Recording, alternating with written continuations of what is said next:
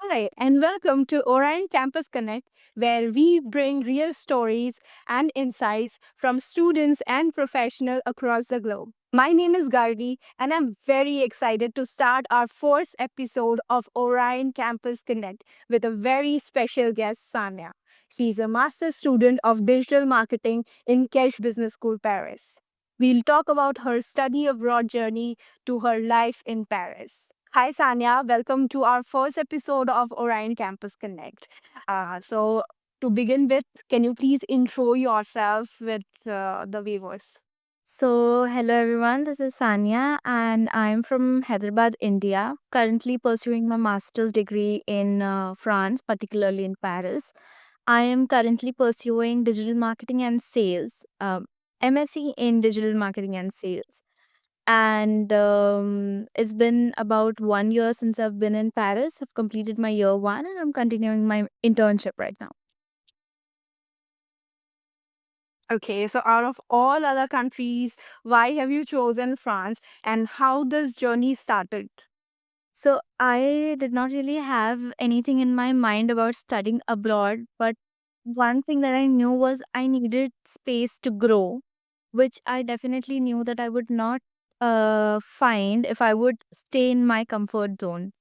I wanted to push myself out of my comfort zone, and I thought the best way to do that is to move abroad. And I chose France out of all countries. I thought of Germany, I thought of the US, and I thought of Australia and the English speaking countries as well. But France is technically the hub for businesses, startups, and um, definitely a field that I am into. So I thought the more the businesses, the more the chances to get a job. So France would be a very good. Also, France is really a lot of highly ranked business schools in the country. So that was another reason I chose France. Okay. So this entire podcast we have, we are trying to focus on different segments that, student comes up with their queries and all. So we would try to resolve couple of their queries through this podcast. Okay. So first, what we would like to know from you is about the life that people, especially international students, they lead there in France.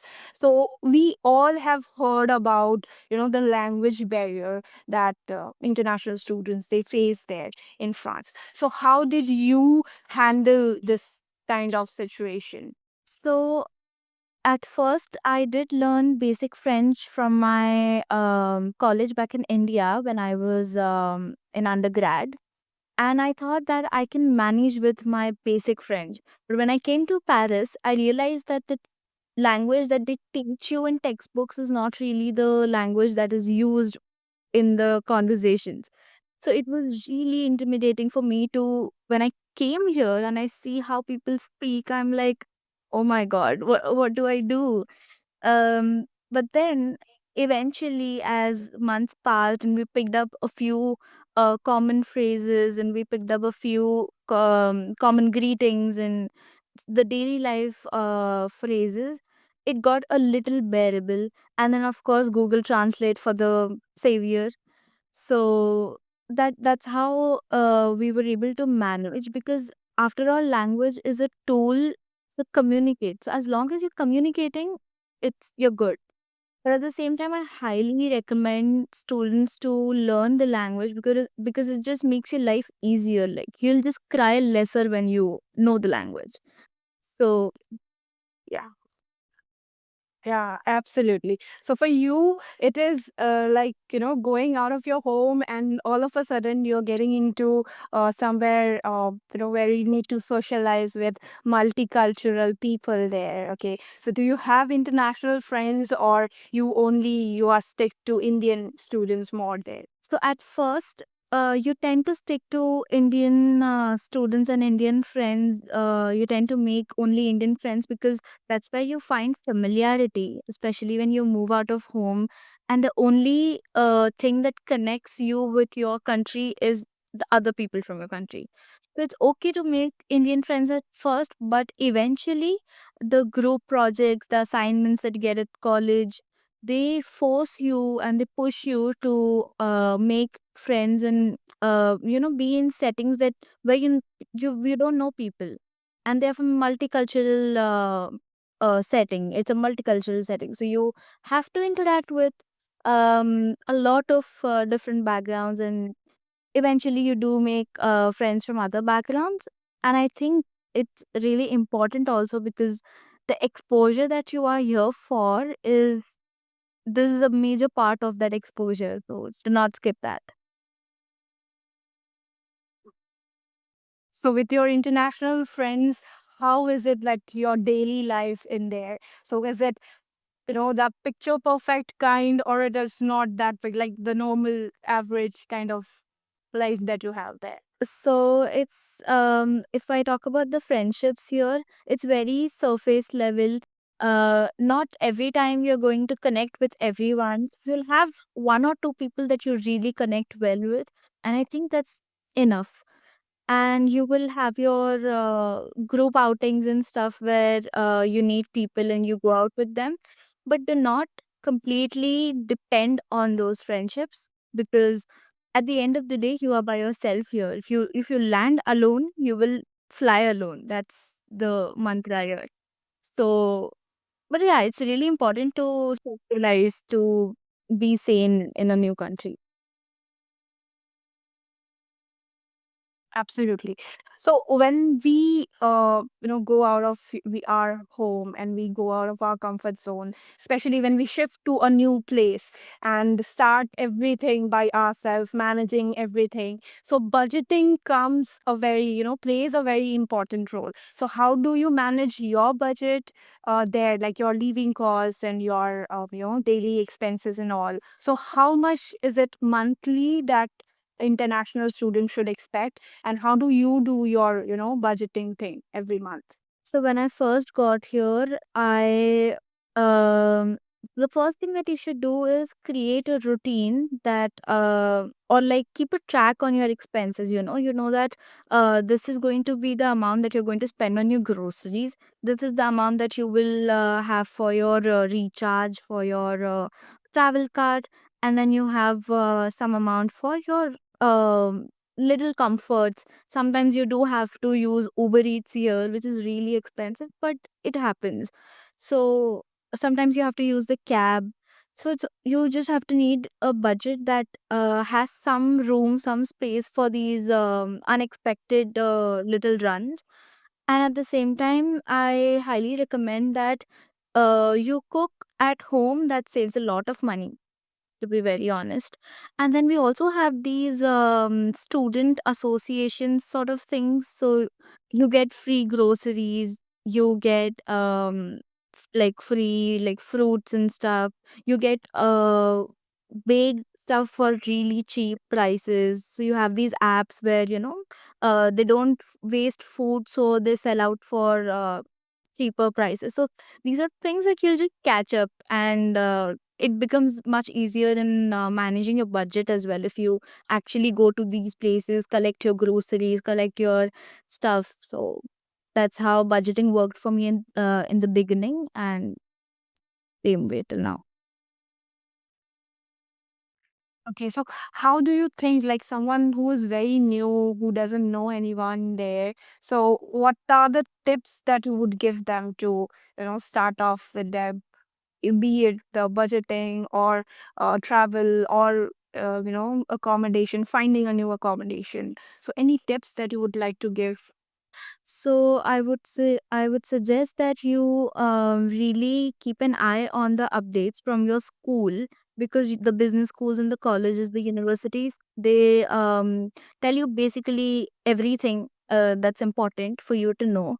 For example, about accommodation, you get these trusted websites from your college, like we got StudApart. It's very reliable. Do not look for accommodation on Facebook, because it's very easy to get scammed there.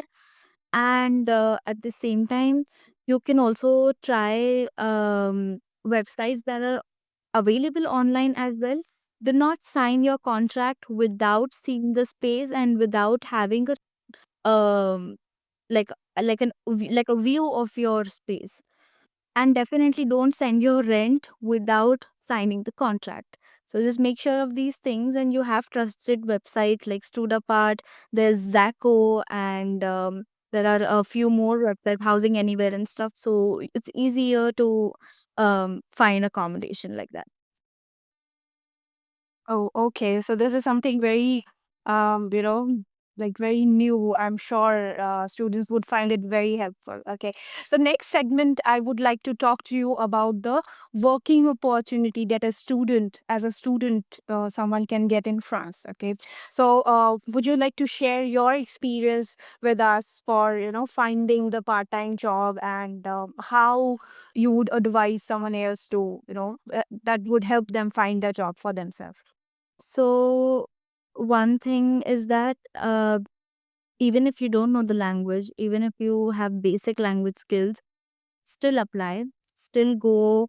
um Even for like Starbucks and McDonald's and stuff, you have online applications.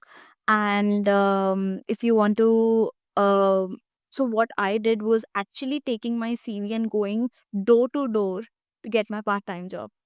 So that it really doesn't matter, at the end of the day, you are a student, you are in a new country, you have to try out things. So it's okay, you can get prints of your CV and go to restaurants and give out the CV. You'll get 99 rejections, but there will be one that will finally get accepted. So do that, and don't let language stop you from exploring your opportunities. It's not like if I don't speak the same language as them, I can't survive or I can't get into the job market or anything. Be delusional and just do your thing, but also learn the language. Okay, okay. So will Indian get a internship there? So how difficult or how easy it is to get an internship in France? Well, I would not lie. It's really difficult for Indians to get an internship. It's not the skill issue, I would say. It's just the language barrier, firstly, and it's also because India and Europe are two very different job markets, right? So it takes a while to navigate through this new job market and figure out what works for you and what will work out, and how to get into this job market. So it's not skill issue. If you get rejections, please do not take it to your heart. It's Do not doubt yourself, because it's not you. It's just a new market, and it'll take some time to navigate through it. I got my first internship after 70 applications, and I got 50 rejections, and I got like 15 no responses. and then finally there was this one internship that I managed to get. So having the routine again to apply to these internships, apply every day, start in advance, and maintain a tracker to track your applications, go that extra mile, and you will definitely get it. It's not impossible. Okay, okay. Uh, so now, if I talk about, the cultural and the social environment, the cultural perspective there. So, especially in India, so we have this parent mindset that they think there is a lot of racism that, international student, they face there. Okay. So, any your personal experience you have there, or you would like to, give some tips to the student that how they need to prepare themselves for this kind of situation. So I have not faced racism in terms of the color of your skin, because there are a lot of black people here as well. So in fact, it's I think uh, there are as many black people as the white. So it's not new to them. If you're brown skinned, not an issue. And I've personally not faced, even in my friend circle, I've not seen anyone facing this issue in France. So racism is not really the problem here.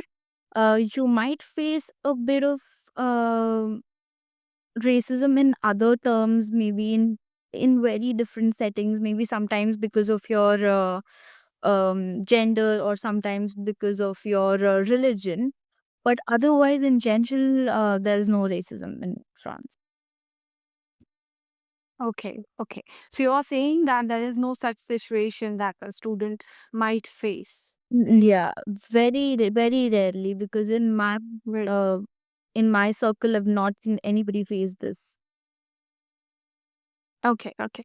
So you so far away from home, away from your mom, your sister. So how did you handle this emotional turmoil, and did you face any kind of, homesick or isolated when you were first time when you were there in France? So after I landed in Paris, I slept in my own room. I slept with lights on for about 4 months. Although I'm not used to having my lights on, but because it's a new place and it's also weird, I used to sleep with my lights on. And then eventually I got a bit comfortable, and then I started to sleep with lights off. And in another incident, when I got sick for the first time abroad, when I fell sick, I had a fever and I had a cold. I missed home all the more. It hit me a lot. Like, nothing can prepare you for homesickness. Even if you get used to it, there will be one incident that will again come and slap across your face, and you will be again in that situation. So when I was sick, I remember I slept for one entire day and night, and then the next day I was able to get up and cook because I was sick. So that was really I used to miss my family a lot during especially when I'm sick. So yeah, and then comes the festivals. Then came Ramzan, and then came even Diwali. The vibes that we have in India, it's not the same here. So, and then came Eid. It was again, I was like, okay, I think I'm used to not having my family around, and then comes Eid. So it was very difficult to again not have family, especially in your good and bad times. Nothing can prepare you for that, but you will learn a great deal when you're away from home. So it's worth it. So yeah. Absolutely, it's worth it. When you are, paying that cost to get something, it has to be worth. Exactly.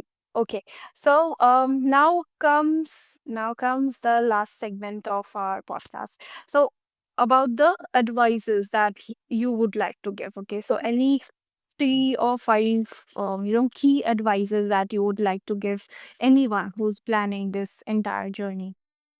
So, first thing I would say something on budgeting. Now, some people have different priorities. Everyone has their own set of priorities. Just know that where is your money going. But budgeting is freedom. You have free will. You can choose where you want to put your money, right? So if you think that you need to buy a certain thing, go ahead. Even if others are not buying, you need it, you know it better, right? So you don't have to feel, because I've seen this pressure among people where they think that, oh, am I wasting money, or am I wasting my parents' hard earned money after coming abroad? How can I get this ice cream here?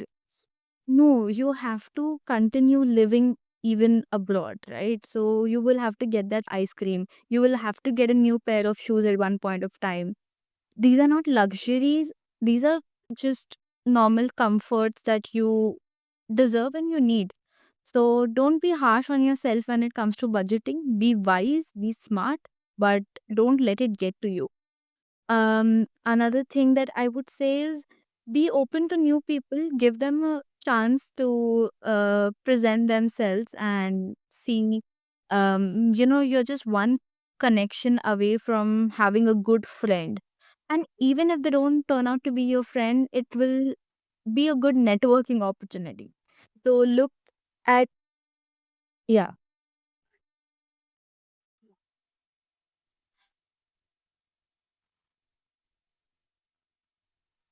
I'm there. Yeah, I think that.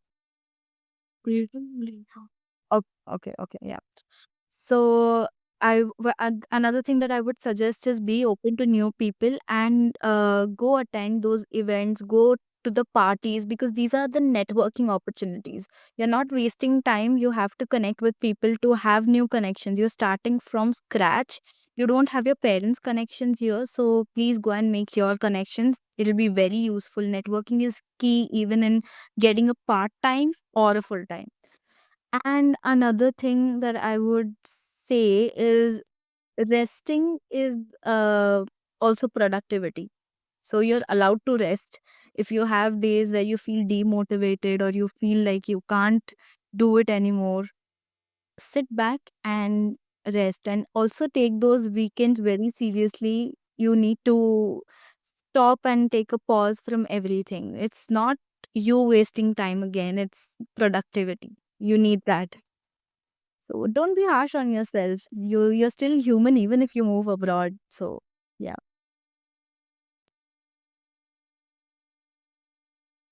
Okay, so that's it for today's episode of Orion Campus Connect. Thank you so much, Sanya, for sharing your, such informative experience, I would say. Yeah.